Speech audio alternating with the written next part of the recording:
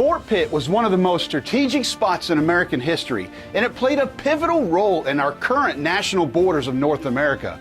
For untold thousands of years, this spot was a meeting place for native tribes for trade, and it became one of the main staging points for early American westward migration.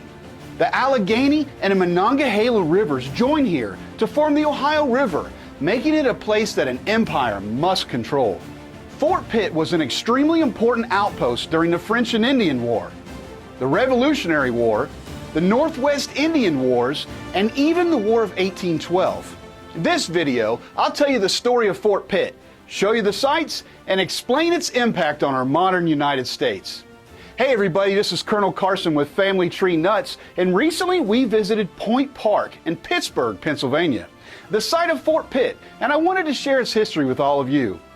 At Family Tree Nuts, we build family trees for clients that either don't know how, don't have the time, or don't want to pay those expensive membership fees. We'd love to honor your ancestors for you. We also make history videos all over the United States and a few countries. So if you like videos like these, be sure to subscribe to our channel and give us a thumbs up if you like this video. Now back to Fort Pitt.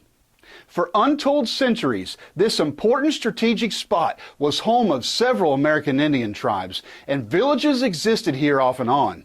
It was a thick forest covering an area as large as Europe. The territory was claimed by several Indian tribes, as well as the French and British empires. The point was important because whoever controlled it would have the advantage to control the trade on the Ohio and Mississippi rivers. In 1751, Chief King Beaver of the Delawares invited the British to come and build a fort at the confluence of the Ohio River.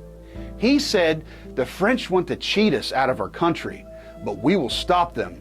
And, brothers, the English, you must help us. We expect that you build a strong house on the River Ohio, that in case of war, we may have a place to secure our wives and children. Likewise, brothers that come to trade with us." A few years later, in February 1754, the British sent 40 men to this point, a site that George Washington had recommended, and quickly built a rough fortification that they named Fort Prince George. Just 2 months later, in April, they were pushed out by 500 French troops. The British immediately sent then Major George Washington to lead the attack to retake the area, but they were defeated and surrendered at Fort Necessity. The next year, General Braddock was given orders to take the territory back, but failed in one of the worst defeats for the British Empire in the 1700s. Due to his knowledge of this frontier country, George Washington was selected as Braddock's aide on this campaign. Another famous man from American history, Daniel Boone, was a waggoner on this campaign. When the French pushed the British out of Fort Prince George, they immediately began building a fort of their own, just in time for the French and Indian War. They named it Fort Duquesne after the Marquis de Duquesne, the Governor General of New France. The fort was built of dirt and logs, and it was expanded in 1757. The 7 Years' War exploded all over the world, and in North America it is called the French and Indian War.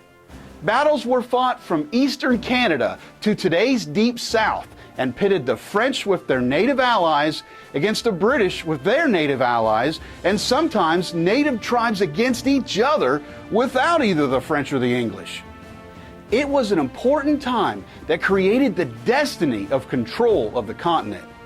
Had the French won this war, Americans might be speaking French today. In 1758, the French in the Fort Duquesne area were defeated by British General John Forbes. George Washington commanded the 1st Virginia Regiment on this campaign. When the British were just 12 miles away from the fort, the French sent their cannons by boat to the Illinois country, blew up and burned the walls of Fort Duquesne, and retreated from the territory. The fort's footprint can be seen today by concrete markers along with a seal.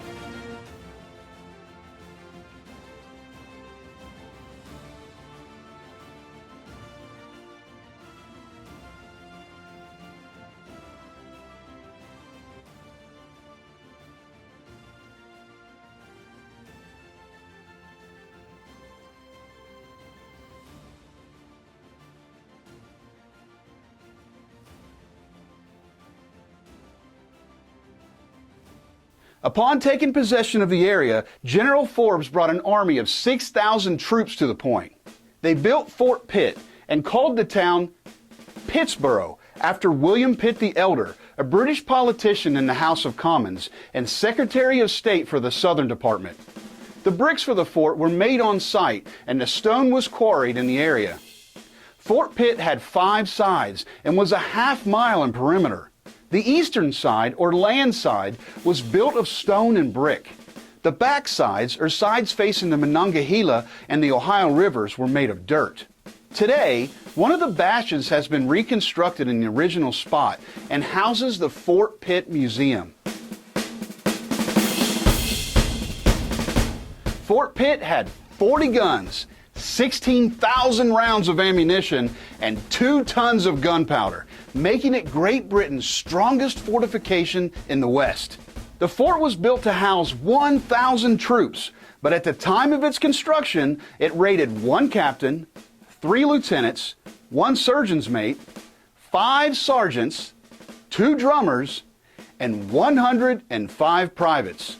In 1758, the Treaty of Easton was signed by the Delaware and Iroquois tribes with Pennsylvania. The treaty stated that if the Delaware and Iroquois abandoned their support of the French, the British would return east of the Appalachian Mountains to their eastern settlements.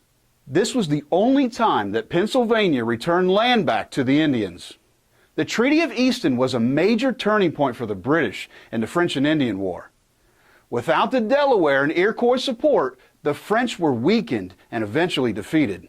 But the British were not able to stop the thousands of settlers from pouring into the Pennsylvania backcountry, and the Indians soon learned that the treaty would not be upheld. In the early 1760s, rumors began to circulate of an Indian uprising. The British began to cancel trade with them, especially in firearms. In 1763, during Pontiac's uprising, a confederation of Delaware, Seneca, and Shawnee attacked the fort. The fort's guns were a menacing force on the attackers, and the fort stood. Fort Pitt was never attacked again. During Pontiac's war, 10 British forts fell to Indian warriors. To appease the Indians and end the conflict, the British made the Royal Proclamation of 1763, which forbade European settlement west of the mountains. The area experienced extreme flooding in 1762 and 1763, and during these floods, the fort's walls that were made of dirt partially washed away. British Colonel Henry Bouquet ordered for 5 strong blockhouses to be built outside of the main fort and on the riverside. The inside of the blockhouses had 2 levels with tight firing holes all around. One of these blockhouses still stands and was completed in 1764. It is the oldest building in Pittsburgh and is officially the oldest building of authenticated date west of the Appalachian Mountains. It was later occupied by families of prominence, but eventually the area around it had slums and warehouses. In 1894, the blockhouse was given to the Daughters of the American Revolution and was restored and made a public monument. In 1768, the Treaty of Stanwix was signed with the Iroquois and sold large tracts of land to the British. The Delaware and Shawnee tribes were also living in this area, but were not part of this treaty. As you can see, this caused some major problems. Due to lack of resources, the British abandoned Fort Pitt in 1772 and were ordered to destroy anything of military value. The fort's logs, cut stone, and approximately 1,244,160 bricks from the fort's walls were sold to 2 local businessmen. Pennsylvania and Virginia began to compete for control of the territory. In the next few years, the area was claimed by both Pennsylvania and Virginia, and it wasn't until 1780 that the infant federal government got involved and extended the Mason-Dixon line further west, placing Pittsburgh forever in Pennsylvania.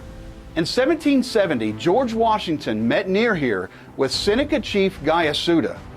Now, they had met 17 years earlier in 1753 when Guyasuta led then 21-year-old George Washington down the Allegheny River to Fort Le Boeuf to ask the French to leave the area. Of course, the French refused to leave, and the French and Indian War began soon after.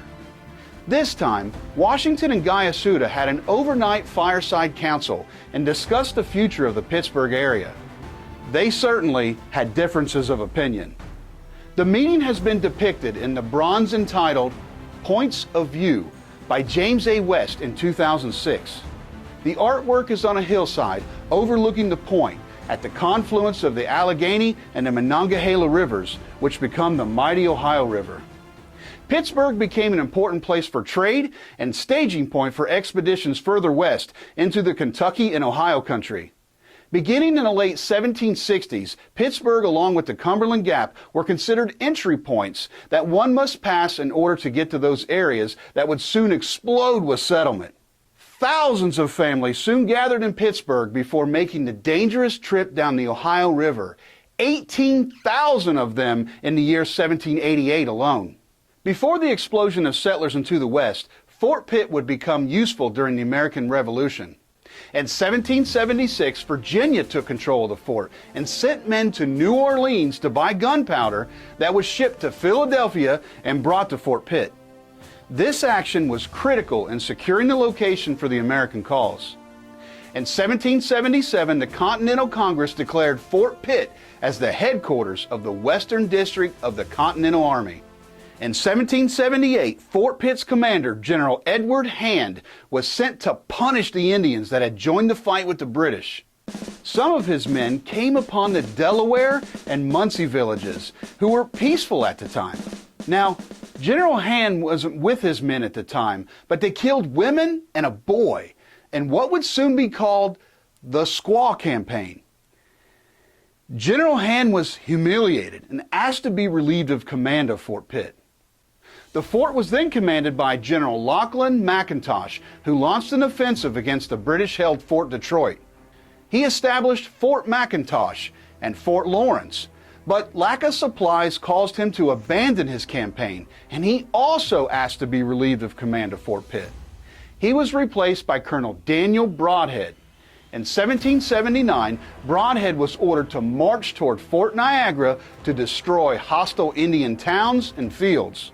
In 1781, General William Irvin took command of Fort Pitt and sent supplies to General George Rogers Clark for his expedition into the Ohio country against the tribes in retaliation for the massacre at Blue Licks. Be sure to see our videos about General George Rogers Clark, the conqueror of the Old Northwest, and the Battle of Blue Licks. Fort Pitt continued to be an important strategic location for supplies and staging for the 1790s Northwest Indian Wars in modern-day Ohio and Indiana. In 1792, General Mad Anthony Wayne ordered the construction of Fort Lafayette, later called Fort Fayette, to be constructed about a half a mile away from Fort Pitt. At that time, Fort Pitt was permanently demolished. However, the area remained in strategic importance until the end of the War of 1812. I'd be amiss if I didn't mention another important event in American history that the Fort Pitt area was involved in. The young United States struggled to raise money it needed to pay the debts that they had incurred during the Revolutionary War. In 1791, the United States Secretary of the Treasury, Alexander Hamilton, proposed a tax on distilled spirits. The tax began to be called the whiskey tax. It was devastating to farmers west of the Allegheny Mountains because it was easier and more profitable for them to sell and ship their crops in barrels than in bushels. In 1794, the Pittsburgh area became a hotbed of protest, and armed conflict began between the government and rebels fighting against the tax. President George Washington himself led 13,000 troops into western Pennsylvania to bust the rebellion. Upon this act by the president, the rebels were dispersed, and what would be called the Whiskey Rebellion was ended. Today, the area is called Point State Park, which you can visit and walk in the footsteps of those that participated in important American historical events. You can walk all the way to the tip, the exact spot that the Ohio River is formed, and stand at this important point of renewal, point of confluence, and point of conflict. The outlines of Fort Duquesne and Fort Pitt are laid out in concrete so you can see the footprint of the forts. You will also want to visit the Blockhouse and the first-class Fort Pitt Museum. Be sure to check out the spectacular views of downtown Pittsburgh. And if you're a fan, Pittsburgh sports stadiums. Unless you're a Cincinnati Bengals fan like me. Hoo-day!